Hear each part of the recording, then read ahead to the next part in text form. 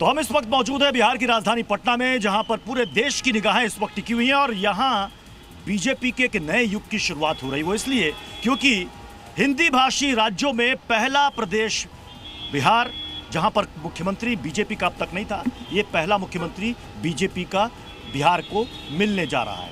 अब यहां से चुनौतियां शुरू होंगी बीजेपी के लिए भी और सम्राट चौधरी के लिए भी, क्योंकि नीतीश कुमार की एक छवि, इतना लंबा शासन, सुशासन बाबू का टैग, उससे आगे सम्राट चौधरी बिहार को कहां तक ले जाएंगे? क्योंकि ये वही लोक भवन है जहां पर हर साल 2 साल में मुख्यमंत्रियों को बदलते लोगों ने देखा है, चेहरा एक ही रहा है। फिर से बिहार में शपथ ग्रहण है, लेकिन इस बार चेहरा नीतीश कुमार नहीं है, इस बार है सम्राट चौधरी। आगे क्या होगा, क्या चुनौतियां होंगी, उस पर भी हम बात करेंगे। लेकिन उससे पहले एक छोटी सी तस्वीर मैं आपको दिखाना चाहूंगा। मैं अपने सहयोगी कहूंगा जरा दिखा दें। ये गाड़ियों का काफिला है जहां पर मंत्री और विधायकों की गाड़ियां यहां पर लगी हुई हैं, एक एक करके सभी राजभवन के अंदर यानी कि लोक भवन के अंदर जा रहे हैं। ठीक लगभग 50 मिनट के बाद बिहार को नया मुख्यमंत्री मिलने वाला है, नई सरकार मिलने वाली है। चेहरे इसमें कई वही रहेंगे, लेकिन अब देखना है कि 2 डिप्टी सीएम के अलावा अब यहां पर जो मंत्रिमंडल का कोटा होगा, जेडीयू का कितना होगा, बीजेपी का कितना होगा, क्या उसमें वही चेहरे होंगे, विभाग बदल दिए जाएंगे, या फिर उसमें कुछ नए चेहरों को भी सम्मिलित किया जाएगा? पूरी खबर डिटेल में बताएंगे और साथ ही कुछ खास मेहमान भी हमारे साथ जुड़ेंगे। लेकिन एक छोटी सी रिपोर्ट आपको दिखाते हैं।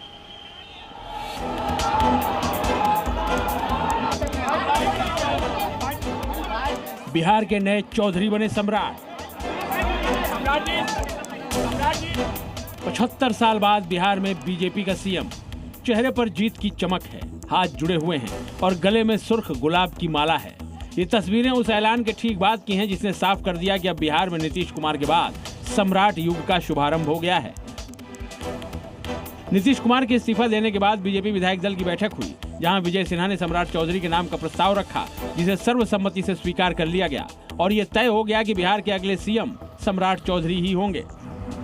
भारतीय जनता पार्टी हमेशा त्याग तपस्या के बल पर बिहार के विकास, उन्नति और समृद्धि की ओर डबल इंजन की सरकार प्रधानमंत्री नरेंद्र मोदी जी के सपना को साकार करेगा। सर्वसम्मति से जो है विजय कुमार सिन्हा जी ने प्रस्ताव दिया और हम लोगों ने उसका प्रस्ताव का समर्थन किया और हमारे पर्यवेक्षक श्री शिवराज सिंह चौहान जी ने घोषणा किया कि विधायक दल के नेता श्री सम्राट चौधरी जी होंगे। बीजेपी विधानमंडल दल ने सर्वसम्मति से श्री सम्राट चौधरी जी को अपना नेता चुना है। मैं आशा और उम्मीद करती हूं कि जिस तरह से आदरणीय नीतीश कुमार जी ने बिहार को एक विकसित बिहार बनाने के लिए मूलभूत सुविधाओं को घर घर तक पहुंचाया, ठीक उसी तरह से आदरणीय सम्राट चौधरी जी भी बिहार के लिए बेहतरीन कार्य करके दिखाएंगे। नीतीश कुमार के राज्यसभा जाने के बाद से ही यह तय माना जा रहा था कि बिहार में इस बार बीजेपी का ही मुख्यमंत्री बनेगा और तभी से लगभग ये भी तय था कि बीजेपी से सम्राट चौधरी को ही मुख्यमंत्री बनाया जाएगा, क्योंकि बिहार के सभी समीकरणों में सम्राट चौधरी फिट बैठ रहे थे। दिलचस्प बात यह है कि कुछ साल पहले ही नीतीश कुमार को सीएम की कुर्सी से उतारने के लिए सम्राट चौधरी ने पगड़ी बांधी थी और अब जब नीतीश कुमार ने 20 साल बाद बिहार के मुख्यमंत्री का पद छोड़ दिया है तो बीजेपी ने उस गद्दी के लिए सम्राट चौधरी को ही चुना है।